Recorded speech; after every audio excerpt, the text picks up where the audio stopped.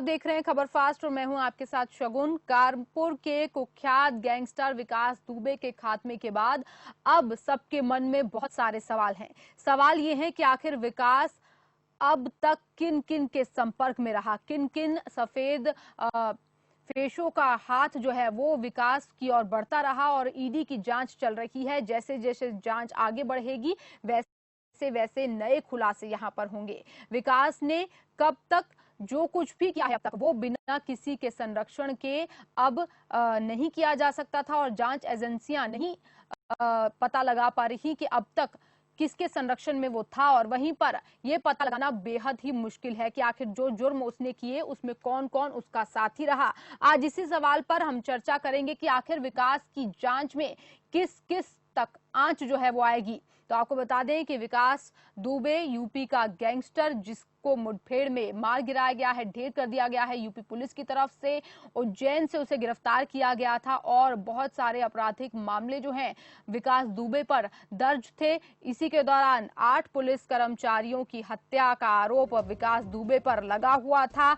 मुठभेड़ करने के लिए पुलिस जो है वो कानपुर गई थी बिकरू गांव में, जहां पर विकास दुबे ने मुठभेड़ में 8 पुलिस कर्मचारियों को मार दिया था। और उसी के बाद लगातार यूपी पुलिस विकास दुबे की तलाश कर रही थी। लगातार टीमों का गठन किया गया था, अलग अलग टीमें यूपी और यूपी के साथ लगते राज्यों में अलर्ट जो है वो कर दिया गया था। टीमें लगातार विकास दुबे की तलाश कर रही थी और 6 दिन की तलाश के बाद 7वें दिन विकास दुबे उज्जैन के महाकाल मंदिर से पकड़ा गया और उसके बाद कानपुर लाते वक्त उसके बाद जो है पुलिस की मुठभेड़ में विकास दुबे ने भागने की कोशिश की और इस दौरान उसे ढेर कर दिया गया। इस चर्चा को और हम आगे बढ़ाएंगे। मेरे सहयोगी अमितेश श्रीवास्तव हमारे साथ जुड़ चुके हैं। जी अमितेश, ओवर टू यू। बहुत शुक्रिया सगुन। दरअसल अब चर्चाएं जो हो रही हैं वो इस बात की शुरू हो गई हैं कि विकास के मामले में जांच जो हो रही है उस जांच की आंच कहां तक पहुंचेगी और इस आंच की जो तपिश है वो महसूस की जाने लगी है, चाहे वो ब्यूरोक्रेसी के महकमे में हो या फिर सियासी गलियारों में। इस जांच की जो आंच है उसकी तपिश महसूस होने लगी है। दरअसल विकास दुबे का जो पूरा साम्राज्य था वो कानपुर के बिकरू गांव से लेकर विदेशों तक फैला हुआ था और इस इतने बड़े साम्राज्य में जाहिर सी बात है कि तमाम जो कड़ियां हैं वो जुड़ती जा रही हैं। अब चूंकि इस पूरे मामले की जांच ईडी कर रही है तो अब इसकी जांच की जो आंच है वो किस किस तक पहुंचती है ये देखना लाजमी होगा। ग्राफ के जरिए हम समझने की कोशिश करते हैं कि किस तरीके से इस पूरे मामले में विकास दुबे की अगर बात करें, बिकरू गांव का छोटा सा एक अपराधी कब सियासत के चाशनी इतना बड़ा हो गया। विकास की सारी दुनिया में कौन कौन उसका साथी था ये बड़ा सवाल है। किन किन पार्टियों के नेता उसके साथ इस काम में लिप्त रहे ये भी के सामने एक जांच में अहम कड़ी है। विकास से संबंध रखने वाले कारोबारियों पर भी शिकंजे की तैयारी है। ये माना जा रहा है कि कानपुर के कई जो बड़े उद्योगपति हैं, कई जो फैक्ट्रियां हैं वो विकास के तले पे चलती थी। तो विकास की काली दुनिया में कौन कौन उसका असली साथी था ये पता लगाने में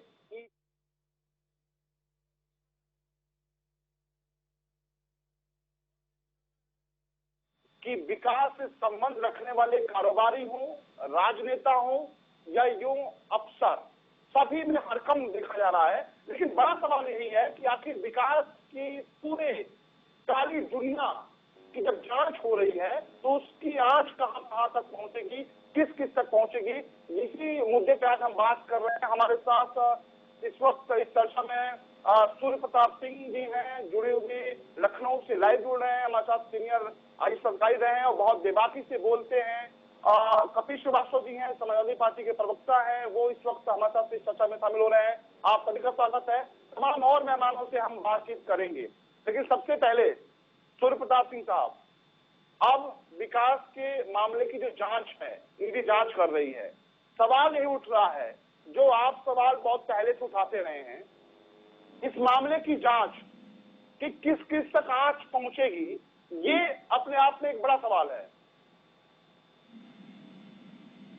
देखिए, मैं तो अपना डिटेल अभी इंटरव्यू मैंने दिया है rediff.com पे, सारी चीजों को मैंने खाका पूरा खींचा है। 2 एस्पेक्ट होते हैं ईडी की जांच के। एक एस्पेक्ट तो है मामले को ठंडे बस्ते में डाल देना, दूसरा एस्पेक्ट होता है कि वास्तव में सीरियसली इस मामले के सारे जो असली गुनाहगार हैं और इसके जो वित्तीय कनेक्शन है, फाइनेंशियल जो कनेक्शन है, उनको उजागर करना। देखिए, किसी भी गैंग के अंदर जो क्राइम करने वाला जो गैंग है, उसके जो शूटर्स हैं या जो अपराध करते हैं, वो एक गैंग का पक्ष है। दूसरा उसका जो फाइनेंशियल जो होता है, जो उसका खजांची होता है गैंग का मेंबर, वो भी इक्वली वो सबसे महत्वपूर्ण होता है। आप देखिए, जब भी हम लोग किसी गैंग के खिलाफ कार्रवाइयां करते हैं, सरकार करती है, सबसे पहले उसकी फाइनेंशियल जड़ काटी जाती है कि उसका अगर वित्त, जैसे आतंकवादी वो कश्मीर में हम JNK में हम कर रहे हैं कार्रवाइयां, तो पहले उनकी फाइनेंशियल जो कनेक्शन है उनको काट रहे हैं हम। तो अगर वित्तीय कनेक्शन कट गया तो वो डेड हो जाता है। वो उसके रियल एस्टेट में कारोबार है, एक्सटॉर्शंस जो है, उसका मनी कहाँ पे है, वो सारा अगर पकड़ा गया तो डेड हो जाता है वो। अभी देखिए, ये मान के चलिए कि एक व्यक्ति को मारे जाने से गैंग समाप्त हो गया, ये कहना बहुत प्रीमेच्योर है। एक व्यक्ति मारा गया है, गैंग के कुछ और सदस्य मारे गए 3-4 लोग। ये गैंग इतना छोटा नहीं है, ये बहुत बड़ा गैंग है। ये इसके मुंबई तक, दुबई तक इसके तमाम हाथ टेंटिकल्स फैले हुए हैं, और वो उसमें कोई ना कोई इसके स्थान पर लीडरशिप ले लेगा गैंग की। और जो प्रशासन है, जो सिस्टम है, वो भी चाहेगा कोई लीडरशिप ले ले। प्रशासन को तो आमदनी चाहिए, इनकम चाहिए। प्रशासन देखता है गैंग रहेगा तो हमारी आमदनी रहेगी, गैंग खत्म हो गया तो हमारा आमदनी का सोर्स खत्म हो गया पुलिस का। तो ये अनलेस देखिए कोई ऐसी चीज हो जाए जिसमें कि पुलिस रिफॉर्म हो जाए, प्रशासन का ढांचे को बदलने का आमूल परिवर्तन के लिए मुख्यमंत्री निर्णय ले ले, तय कर ले कि भाई कम वाट में मेरी कुर्सी रहे अथवा ना रहे, मैं अपराधियों को, गैंग को खत्म कर दूंगा प्रदेश से। तो अगर वो ऐसा करना चाहेंगे तो हर जिले में 5-5, 10-10 गैंग है। और मुझे लगता है कि शुरुआत करें कहां से, वो करें शुरुआत जो मंत्री जिन पे उंगली उठ रही है उसको निकाले वो पहले, सबसे पहले कि भाई उनको निकाले मंत्री परिषद से। देखिए, मैसेज चला जाएगा, वोट जाएगी, मंत्री को निकालेंगे तो किसी जाति विशेष की वोट जाएगी, लेकिन मैसेज बहुत क्लियर जाएगा। उनके आसपास के जो 1-2 ब्यूरोक्रेट हैं जिनके जय वाजपेयी से सीधे संबंध आ रहे हैं, प्रभावशाली ब्यूरोक्रेट्स हैं उसमें, उनको ठिकाने लगाएं। मैसेज चला जाएगा ब्यूरोक्रेसी में कि किसी भी आपराधिक जो गैंग है उसके फाइनेंशियल किसी से लाभ नहीं लेना है, ये मैसेज चला जाएगा। IPS अधिकारियों में जो पूर्व SSP हैं जिनके सीधे कनेक्शन गैंग से आ रहे हैं, उनको सस्पेंड किया जाए, डिसमिस किया, सर्विस से खत्म किया जाए उनका। देखिए, मैसेज चला जाएगा। लेकिन अब क्या किया उन्होंने, SPS से ट्रांसफर करके PAC में भेज दिया। तो सरकार की मनसा आधोरी जब लगती है ना, तो फिर गैंग से दोबारा से सर्वाइव हो जाता है। मुझे लगता है ये गैंग का रिवाइवल दोबारा से ना हो जाए। सुरप्रताप सिंह साहब, जो सवाल आप खड़े कर रहे हैं, यही सवाल देवेंद्र मिश्र जी, स्वर्गीय शहीद देवेंद्र मिश्र जी के जो रिश्तेदार हैं, वो वही सवाल वो भी खड़े कर रहे हैं। यही सवाल वो कह रहे हैं कि देखिए, एक बदमाश को आपने मार दिया, लेकिन वो मारने से सब कुछ नहीं हुआ, खत्म हुआ। तमाम ऐसे लोग हैं जिन्होंने मुखबिरी करी, तमाम ऐसे पुलिस महकमे के भीतर जो लोग हैं वो असली गुनाहगार वो भी हैं, उन तक कार्रवाई कब होगी? एक अपने आप में बड़ा सवाल है और सवाल वो खड़े कर रहे हैं। ठीक बात है, बिल्कुल। देखिए, 68 आपने पुलिस कर्मियों को थाने से बदला, पुलिस लाइन में गए, लाइन हाजिर किया 68 लोगों को, आप उनके खिलाफ मुकदमा दर्ज करो ना, उनको पकड़ो ना। अब एक गैंगस्टर एक्ट के अंतर्गत ये व्यवस्था है कि जो जय वाजपेयी है, जो किंग पिन है फाइनेंशियल, उसके विरुद्ध गैंगस्टर एक्ट में कार्रवाई हो सकती है, क्योंकि वित्त का भी जो, अगर मानी उसकी जो फाइनेंशियल डील करता है वो गैंग का मेंबर है, उसके खिलाफ गैंगस्टर लगाइए, उसको अंदर के लिए उसको बचा रखा है इन्होंने।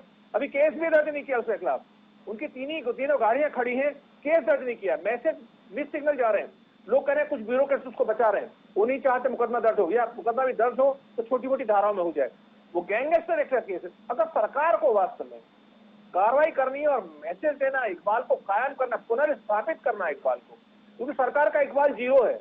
ये एनकाउंटर करने से इकबाल बढ़ा नहीं है सरकार का। इसमें ये मैसेज गया है कि सरकार जो छोटा मोटा इक्का दुक्का कार्रवाई करके अपने इकबाल को पुनः कायम करना चाहती है। ऐसा नहीं है, इकबाल अभी वही शून्य है, लगभग 0 पे, ये धरातल पे है इकबाल सरकार का भी। इसको वापस लाने के लिए जो हम लोग, आप लोग, जो हम लोग इंगित कर रहे हैं, ये गैंग के साथ साथ जो गैंग के संरक्षक हैं, चाहे वो राजनीतिक लोग हैं, चाहे ब्यूरोक्रेट हैं, चाहे पुलिस के अधिकारी हैं, उन सबको फिक्स करिए। बिल्कुल।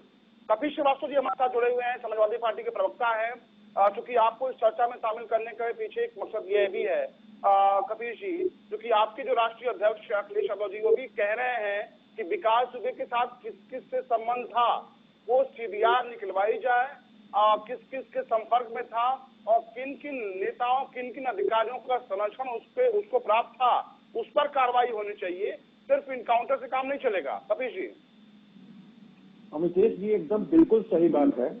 और ये सभ्य समाज के अंदर जिस तरीके से एनकाउंटर किया गया है ये पच नहीं रहा। जो लोग विधिक लोग हैं, जो विधि को जानते हैं, वो जानते हैं कि देश संविधान से चलता है, संविधान के तहत बनी हुई विधियों से चलता है। यानी सारी विधियां कहीं न कहीं से ग्रिड नॉर्म उसका संविधान होता है। आप सारी विधियों को साफ पर रख दें और वही काम करें जो एक अपराधी करता है, तो हमें आप बताइए सिर्फ सरकार में और अपराधी में अंतर क्या रह जाए। हमारे राष्ट्रीय अध्यक्ष जी ने शुरुआत से ही ये मांग की थी कि इसको जिंदा पकड़ा जाना बहुत जरूरी है, क्योंकि ये तो एक हथियार है। इसको यूज करने वाला कौन है, इस हथियार को बनाने वाला कौन है, ये जानना बहुत जरूरी था। क्योंकि अब आपने उसकी जबान छिल दी और सरकार के हाथ पारदर्शी नहीं दिखाई दे रहे हैं। ऐसी स्थिति में इन्वेस्टिगेशन अन्वेषण करने वाली अथॉरिटियां जो उनके अधीनस्थ काम कर रही हैं, उनसे आप कैसी जांच की उम्मीद कर सकती हैं? अगर कोई मुंसफी कातिल हो तो वो सजा क्या दे पाएगा? उसको तो तय है कि वो सजा क्या किस तरीके से दे देगा। तो यहाँ पे सबसे बड़ी बात तो यही खड़ी है कि जब पारदर्शी हाथ उत्तर प्रदेश सरकार के नहीं है, सत्ता रक्षित घोषित अपराधी रहा है, तमाम उनके उच्चस्थ जो है वो विधायक और मंत्रियों के नाम आते रहे हैं, उनके साथ अंतरंगता की फोटोएं आती रही हैं और वो वर्तमान समय में मंत्री हैं, तो बिना उनके इस्तीफे के कोई जांच कैसे सही हो सकती है? बिना एसटीएफ के जो डीआईजी साहब थे जिनका अंतरण किया गया, उनके ऊपर कार्रवाई किए बिना आप कैसे उम्मीद कर सकते हैं? फिर आपने देखा होगा कि जो जय इनका वो आर्थिक खजांची है जो इस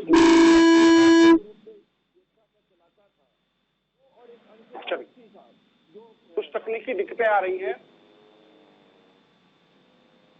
कितने आला अधिकारी से थे, वो तो उनकी बिटिया की शादी में शामिल हुए थे, अपर मुख्य सचिव हैं। तो अगर इतने बड़े बड़े रसूखदार लोग अपने पद पर बने रहेंगे, उनके अटैचमेंट इस सरकार के अंदर बने रहेंगे, तो सरकार से पारदर्शिता की उम्मीद शून्य होनी चाहिए। इसलिए समाजवादी पार्टी एक बात की डिमांड करती है कि माननीय सर्वोच्च न्यायालय के एक सिटिंग जज के तहत निगरानी में सीबीआई की इंक्वायरी होनी चाहिए।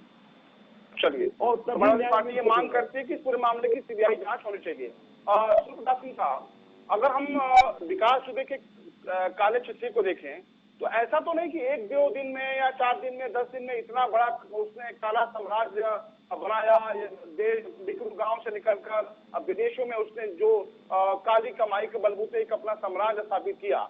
आपको नहीं लगता कि इसमें जो राजनीतिक संरक्षण है, सत्ता बदलती रही, सत्ता किसी की भी हो, लेकिन विकास दुबे जो चाहता था वही होता था? देखिए, सब नंगे, ये सही है कहावत। वो 30 साल का अपराधी है, एक दिन का अपराधी थोड़ा ही है वो। बिल्कुल। और सरकार में उसको देखिए, जो अपराधी है वो झंडा बदलता है, वो सत्ता के साथ रहता है, वो किसी पार्टी का नहीं होता है। वो अगर बसपा की है बसपा के साथ, सपा की है सपा के साथ, बीजेपी के साथ। 3.5-4 साल से बीजेपी के साथ है। अगर वर्तमान का देखें, क्यों नहीं छुआ इन्होंने? अभी मैं देख रहा हूं तमाम चैनल्स पर पैनल बैठा लेते हैं लोग, उसमें तमाम डीजी बैठा रखे हैं उत्तर प्रदेश के। उन डीजी से पूछें कि आप तो डीजी थे इस स्टेट के और आप आरोप लगा रहे हैं कि इनको संरक्षण था, क्यों नहीं पकड़ा आपने इनको? तमाम देखिए, राजनीतिक व्यक्ति को हमेशा एक दूसरे को दोषारोपण करेगा। अहम सवाल आप उठा रहे हैं, बहुत बड़ा और अहम सवाल आप उठा रहे हैं। जरूर ये उठाना पड़ेगा, खुल के सामने आना पड़ेगा। इसको पर्दे के पीछे छुपाने की जरूरत नहीं है। भैया मैं तो रिस्क कर रहा हूँ सारी चीजें ना, मैंने तो एफआईआर दर्ज हो गई, मैंने तो रिस्क किया ना पूरा। एक कोई ना कोई तो समाज के लिए कोई आवाज बनेगा ना, कोई तो सामने आएगा ना, कोई तो सेक्रीफाइस करेगा ना। ठीक है, ये मुझे जेल भेज देंगे, 10 दिन रखेंगे, 20 दिन रखेंगे, साल रखेंगे, कब तक रखेंगे? कभी ना कभी तो जनता जागेगी ना, जनता को लगेगा, कभी कभी मार भी देंगे मुझे, ये भी संभव है, लेकिन कभी तो जनता जागेगी ना।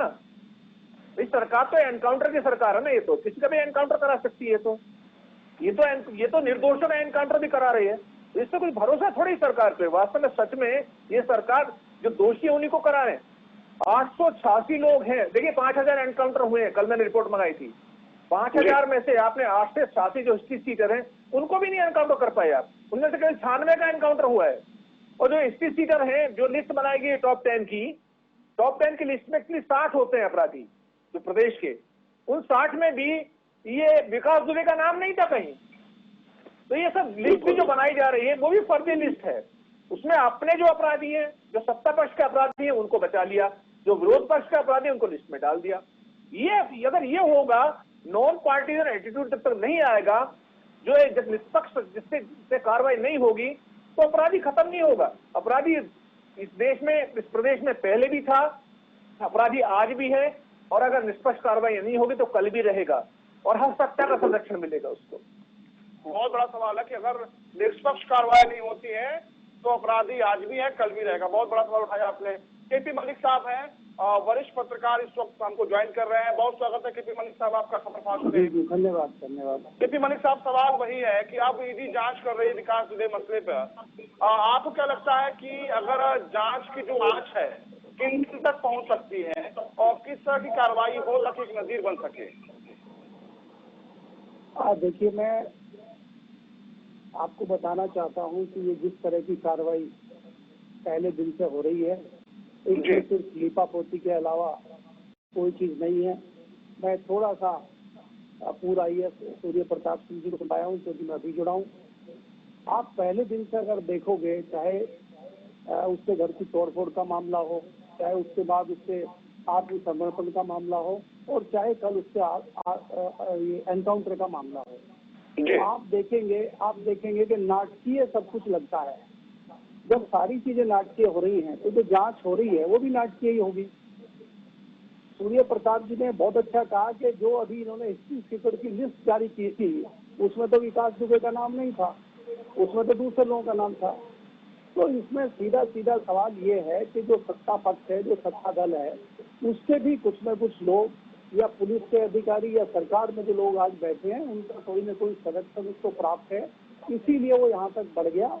उससे गलती यही हो गई कि उसने इतना बड़ा नरसंहार पुलिस का कर दिया कि 8 लोगों को उसने एकदम मार दिया। हालांकि 2 लोगों की डेथ हॉस्पिटल में जाके हो गई, इसलिए इतनी बड़ी बात हो गई। अगर एक आध आदमी मरा होता तो शायद इतनी बात बढ़ती भी नहीं और बात यहाँ तक पहुँचती भी नहीं। तो ये सब लीपापोती वाला मामला है। कुछ दिन में सब मामला ठंडा हो जाएगा और हम और आप किसी दूसरे मुद्दे पर बहस कर रहे होंगे। बिल्कुल। कपिल श्रीवास्तव जी, केपी मलिक साहब भी जांच पर सवाल खड़े कर रहे हैं। समाजवादी पार्टी की भी कुछ इसी तरह की जांच पे आप भी सवाल खड़े कर रहे हैं। क्या कि निष्पक्ष जांच होने की उम्मीद नहीं है आपको? देखिए अमितेश जी, बहुत स्पष्ट है, ये पूरी स्क्रिप्ट लिखी हुई है और ये सत्ता के अंदर ही 2 वर्गों का संघर्ष है जिसका ये परिणाम सामने है। ये अपराधी निश्चित तौर पे आपका अपराधी नहीं है, लेकिन आप देखिए भाजपा पोषित शासन रहा है, तभी इसके मान्यता जो है इतनी बुलंद हुई है कि इसने भयंकर से गंभीरतम अपराध करने का काम किया। और एक चीज और भी हम आपको बता दें, अब तो उसका मुंह सिल दिया गया। जांच जो भी कर रही है वो शासन की एजेंसियां कर रही हैं, सत्ता पोषित वो अपराधी रहा है, और जिस तरीके का ड्रामेटिक सारी चीजें हुई हैं वो किसी से छुपी नहीं है। ये बात अलग है क्योंकि हमारा देश एक आस्था प्रधान देश है और भारतीय जनता पार्टी बहुत अच्छे तरीके से किसी की आस्था को खुजला के जगाना जानती है। तो भले इस जो ये एनकाउंटर हुआ उस पर वो लोग मिठाइयां बांट लें, लेकिन हकीकत यही है कि एक चीज बात को सोचना चाहिए, हमने इस देश को इसलिए आजाद नहीं कराया, हमारे जो पूर्वजों ने और हमारी माँ बहनों के जो सिंदूर उजड़े हैं, करोड़ों के करोड़ों लोगों ने अपनी शहादत दी है, वो इस दिन के देश के लिए नहीं दी थी कि संविधान और विधियों को किनारे लगा करके देश के अंदर जो है एक अपराधी को खत्म करने के लिए एक अपराध नहीं किया जाए। पीछे चले गए श्रीवास्तव जी। जी बोलिए। श्रीवास्तव जी बहुत पीछे चले गए। देश की आजादी तो बहुत पहले हो गई थी। ये उत्तर प्रदेश की आजादी 3 साल पहले हुई है। उससे पहले 5 साल आप ही की सरकार थी और उसने अपने कारनामे जो है पिछली भारतीय जनता पार्टी की सरकार से शुरू करके बहुजन समाजवादी पार्टी की सरकार में वो पीक पे पहुंचे थे और 5 साल आपकी सरकार रही अखिलेश की, तो आपने क्या क्या किया उसका यहाँ विस्तार से बताइए ना। देश आजाद हुआ, आजादी कैसे मिली वो तो हमारे पूर्वजों ने ले ली, वो चले गए। बस समाजवादी पार्टी ने पिछले 5 सालों में क्या क्या कार्रवाई विकास दुबे पे करी, अन्य हिस्ट्री सीटों पे करी, उसका इनको बताना चाहिए। जो केपी मलिक साहब पूछ रहे हैं सवाल उसी का जवाब दे दीजिए, उसके बाद सुखदास सिंह से आपके पास चलेंगे हम।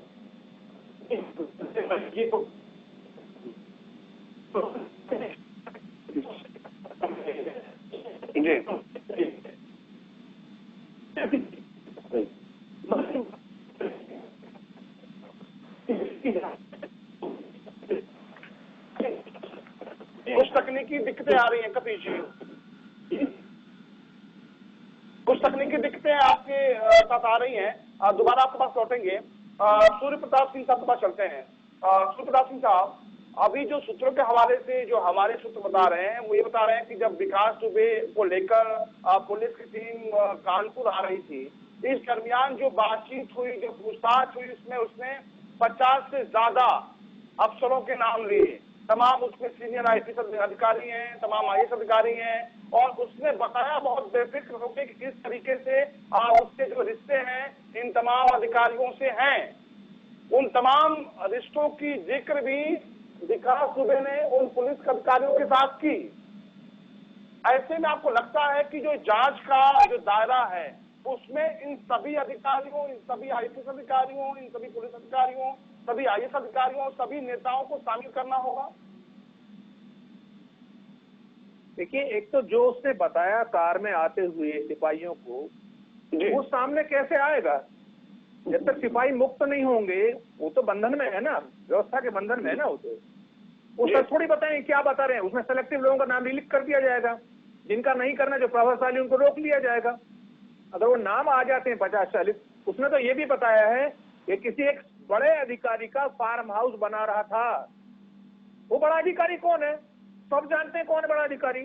कानपुर क्षेत्र का रहने वाले कौन है? सब जानते हैं उसको।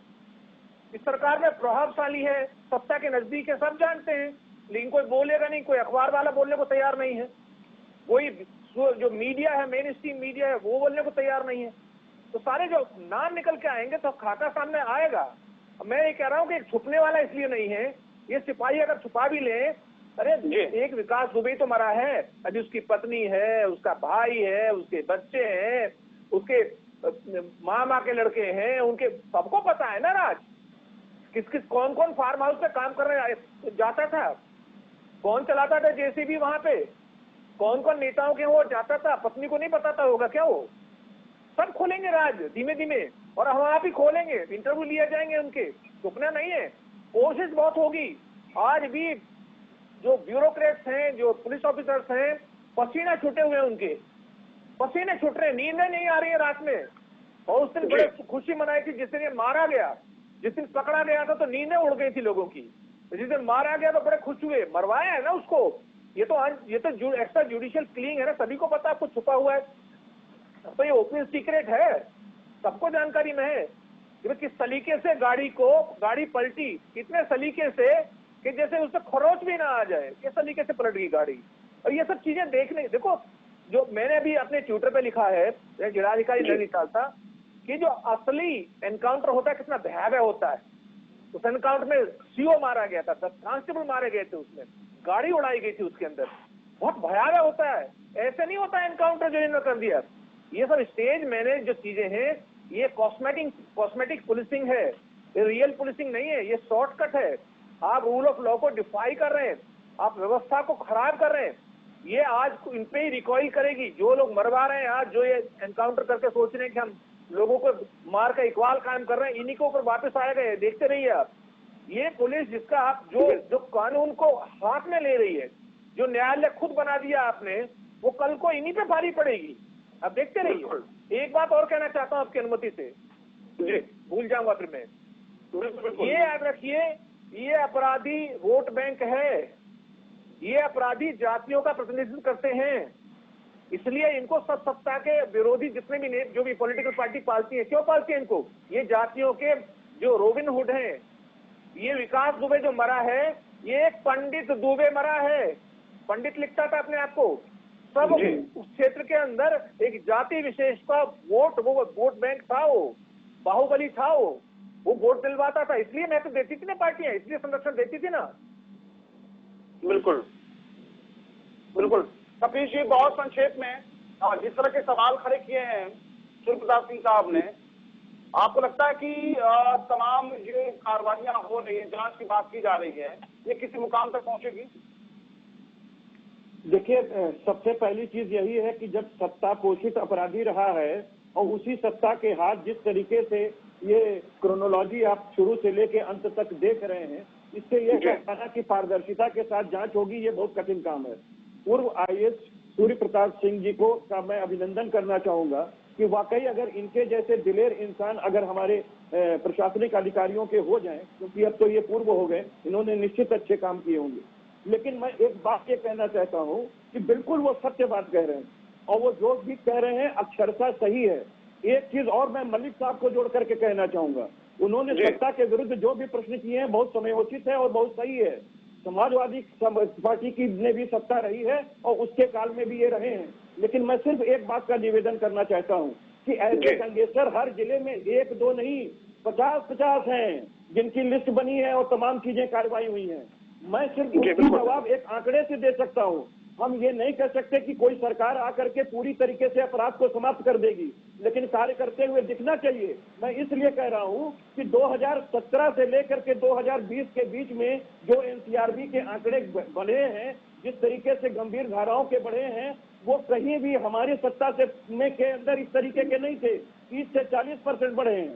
हम बिल्कुल अपनी पीठ नहीं ठोक रहे हैं, 0% टॉलरेंस होना चाहिए, लेकिन ये कोई भी सरकार नहीं कर सकती है। हकीकत इसी बात की है। और मैं सिर्फ एक बात कह दूं कि ये हकीकत है, बिना एडवोकेट में आपको ये बात कह रहा हूं कि कोई इतना गंभीरतम अपराधी आ रहा हो, उसके हाथ में बेड़ियां ना हो, ये सबसे बड़ा प्रश्न चिन्ह है। और जिस सुप्रीम कोर्ट की नजीर लेकर के लोग एक दलील देते हैं, वो आधी नजीर पेश करते हैं, पूरी नजीर पेश नहीं करते हैं। उसमें साफ लिखा हुआ कि अगर कोई दुर्दांत व्यक्ति है, अपराधी है, तो उसके हाथ में वक्त की हमारे पास कमी है।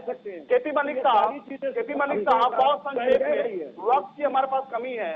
और रही सूर्य प्रताप सिंह साहब की बात, तो सूर्य प्रताप सिंह जी पूरे देश भर में अपनी बेबाक बातों के लिए जाने जाते हैं। और वो सत्ता सरकार किसी की भी रही हो, कभी जी समाजवादी पार्टी की सरकार थी तभी सूर्य प्रताप सिंह साहब डंके की चोट पे बोलते थे, बीजेपी की सरकार है तभी भी सूर्य प्रताप सिंह साहब डंके की चोट पे बोलते हैं। केपी मलिक साहब, बहुत संक्षेप में आपसे कहेंगे क्योंकि वक्त की हमारे पास कमी है। थैंक यू भाई साहब। ये जो कार्रवाइयां हो रही हैं, तमाम जो बातें आ रही हैं, इनकाउंटर पे सवाल खड़े हो रहे हैं, क्या ये गले का फांस बन सकता है क्या इन लोगों के लिए? देखिए, मैं अमितेश जी आपको बताना चाहता हूं कि जैसे आपने सूर्य प्रताप जी की बात करी है कि ये बेबाक रहे हैं, तो ये बेबाक होने की अपनी सजा भी भुगत रहे हैं।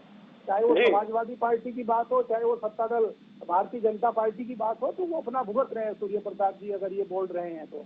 ये भी जानते हैं, आप भी जानते हैं और मैं भी जानता हूँ। अब रही आज की कार्रवाई की बात, मैं पहले भी आपको कह चुका हूँ कि ये लिपापोती है, इस पर कुछ नहीं होगा। ये मामला धीरे धीरे जो है इसको पुराना कर दिया जाएगा। हो सकता है आने वाले समय में जो उसके और साथी सहयोगी हैं, उसके परिवार के 1-2 लोग हैं, उनका भी एनकाउंटर हो जाए या वो किसी दुर्घटना में मारे जाएं।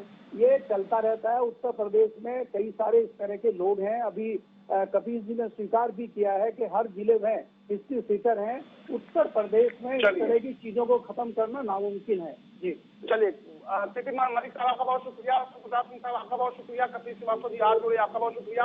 हम उम्मीद करते हैं कि इस पूरे मामले में निष्पक्षता से जांच होगी और जो भी अधिकारी हों या फिर नेता हों, आईपीएस अधिकारी हों, आईएएस अधिकारी हों, जो भी दोषी हो उस पर सख्त और कड़ी कार्रवाई की जानी चाहिए ताकि एक नजीर बन सके। मेरे साथ बस इतना ही। देश और दुनिया की ताजा तरीन और बड़ी खबरों के देखते रहिए खबर फास्ट।